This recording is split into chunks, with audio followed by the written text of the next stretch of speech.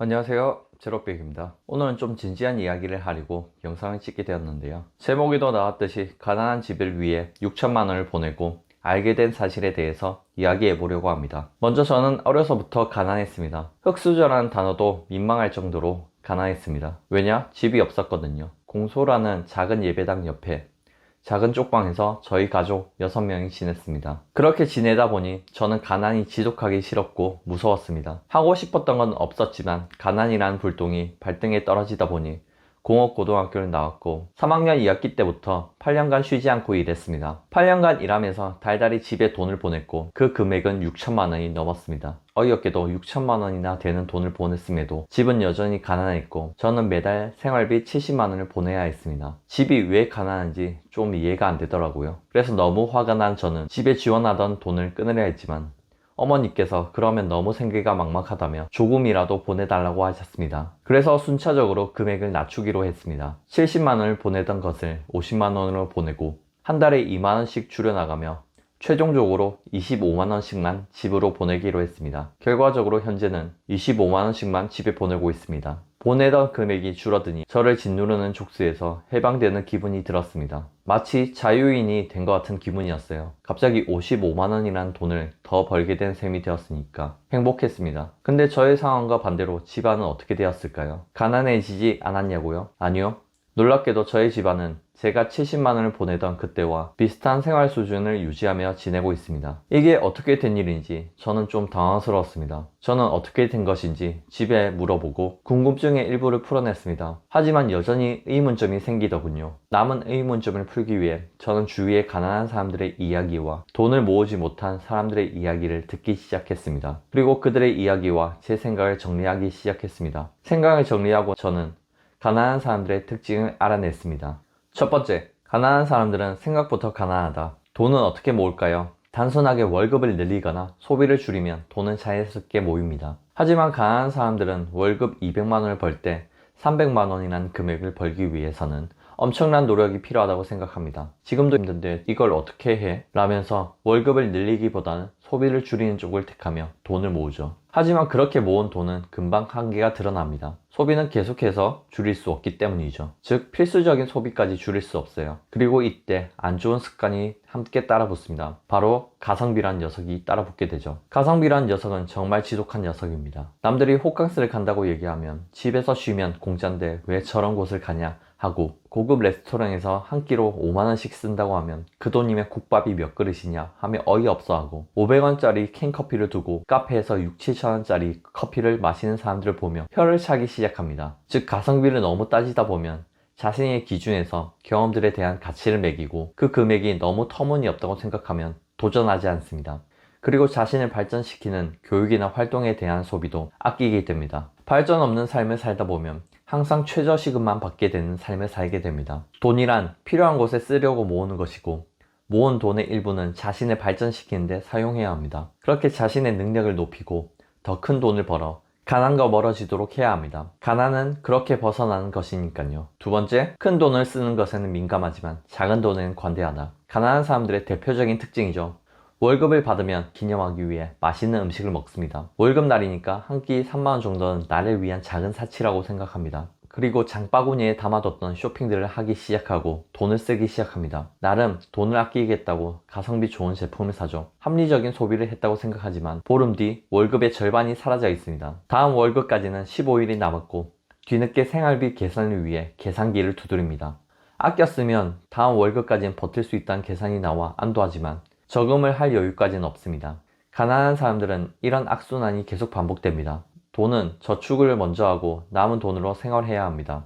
소비를 하고 저축하기란 정말 어렵습니다. 그리고 절대 신용카드를 사용하지 않는 게 좋습니다. 저도 올해 첫 신용카드를 만들었는데요. 처음으로 돈을 모으는 속도에 제약이 붙었습니다. 신용카드의 혜택이 좋아서 발급했지만 내가 돈을 얼마나 썼는지에 대한 감이 전혀 오지 않았습니다. 필요한 곳에 합리적인 소비를 했다고 생각해서 50만원쯤 찍혔겠지 싶으면 80만원이나 찍혀 있어요. 통신비, 공과금 할인 혜택을 위해 발급했지만 오히려 30만원을 더 쓰고 있는 셈이니 마이너스네요. 세 번째, 가난한 사람들은 종교를 가까이 한다.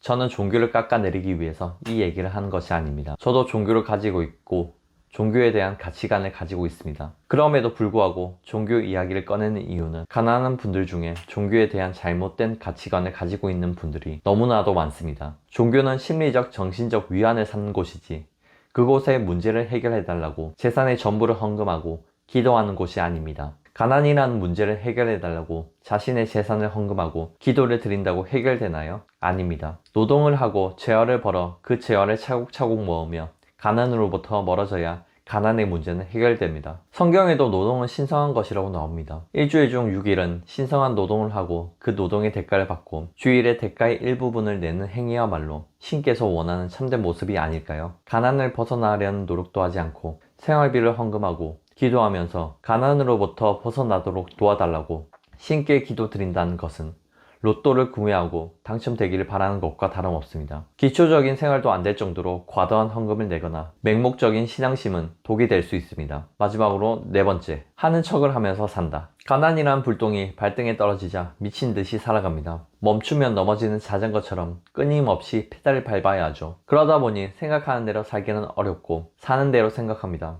이때 성공을 위해 누구보다 열심히 성실하게 일하기 시작합니다. 노력하면 된다는 신념만으로 묵묵하게 자기 자리에서 열심히 일합니다. 하지만 그것은 단지 열심히 하는 척일 뿐이었습니다. 노력하면 된다, 맞는 말입니다. 하지만 보다 정확한 말은 노력의 질을 높이면 된다 라는 말이 더 정확합니다. 저는 건설 현장 8년 중 6년간을 노력하는 척을 하면서 살아왔습니다. 저는 열심히 성실하게 하면 모든 일이 다 잘 풀릴 거라고 생각했습니다. 건설 현장 특성상 젊은 사람이 많지 않다 보니 나이가 어린데도 열심히 하네 라는 칭찬을 많이 받았습니다. 그렇게 칭찬을 받다 보니 열심히만 하면 되겠네 라는 생각이 들었고 열심히만 했습니다. 일을 어떻게 해야 할지 보다는 얼마나 더 많은 시간을 일할까 라는 보여주기 식으로 일을 하기 시작했습니다. 그리고 그 노력은 근무 시간에만 나타났고 퇴근 후에는 배운 것을 정리하기보다는 고생한 나를 위해 술과 게임을 하며 스트레스를 풀었습니다. 그러다 보니 노력 대비 성과나 결과는 나타나지 않았고 내가 열심히 일했는데 왜 저 사람보다 적게 받냐 라는 속마음을 품고 일하기 시작했습니다. 그런 마음을 품으며 일하다 보니 결국 노력해도 안 되는구나 라며 현실과 타협하며 살거나 나태한 삶을 살아왔습니다. 그러던 2년 전 인생을 바꿔봐야겠다는 마음가짐 하나로 일하기 시작했습니다. 오늘 뭐 하나라도 배우자, 그리고 배운 것을 기록하자, 이 하나만을 지켜가며 근무하기 시작했습니다. 그렇게 2년을 해도 안 되던 배관사가 1년 3개월 만에 되었습니다. 배관사가 되어 기뻤지만 8년간의 건설 현장 근무로 몸이 많이 안 좋아져 저는 반도체 배관사를 떠나게 되었습니다. 현재 저는 전부터 해보고 싶었던 인테리어를 배우고 퇴근 후에는 망가진 몸을 치료하기 시작했습니다. 8년간 가난에서 벗어나기만을 바라고 달려왔던 저는 가난에서 벗어나자 뭘 해야 할지 잘 모르겠습니다. 단지 전부터 해보고 싶었던 인테리어를 하고 있지만 이게 맞는지도 잘 모르겠네요. 그러다 우연히 유튜브라는 것을 하게 되었고 영상을 찍어 올렸습니다. 영상을 올리고 댓글창에 어떤 글이 올라왔습니다. 20대 중반의 용접공이 쓴 글이었습니다. 먹고 살아야 하니 용접을 하고 있지만 몸에 무리가 오고 꿈도 없고 어떻게 살아야 할지 막막하다는 분이었습니다. 마치 저의 과거의 모습을 보는 듯한 기분이 들어 저는 장문의 글을 써내려갔습니다. 현실적인 조언과 구체적인 방법을 알려드렸습니다. 그랬더니 그분은 일면식도 없는 저에게 친동생처럼 현실적인 조언을 해주셔서 감사합니다. 저에게 이런 조언을 해주는 사람은 없었습니다. 진심으로 감사하다고 댓글을 달아주셨습니다. 그때 저는 깨달았습니다. 저는 누군가에게 도움을 주거나 조언을 해줄 때 보람을 느끼고 행복을 느낀다는 사실을요. 저는 8년간 달려왔습니다. 도착한 곳이 결승선인 줄 알았지만 이제 고작 출발선에 도착한 거였네요. 이 출발선엔 아무도 없습니다. 저 멀리 앞서 뛰어가고 있는 사람들만 보이네요. 아마도 평범한 인생을 살아온 사람들이겠죠. 지금 또다시 8년간 노력하다 보면 저 사람들을 따라잡을 수 있을 것 같습니다. 하지만 그게 의미가 있을까 싶네요. 돈을 버는 목적이 되는 삶이 과연 행복할까? 라는 생각이 들어요. 고개를 돌려 제가 왔던 길을 돌아보니 제가 있는 출발선에 오려는 수많은 사람들이 보이네요. 저는 그들과 같이 가고 싶습니다. 조금 늦더라도 다 함께 결승점을 통과하고 싶습니다.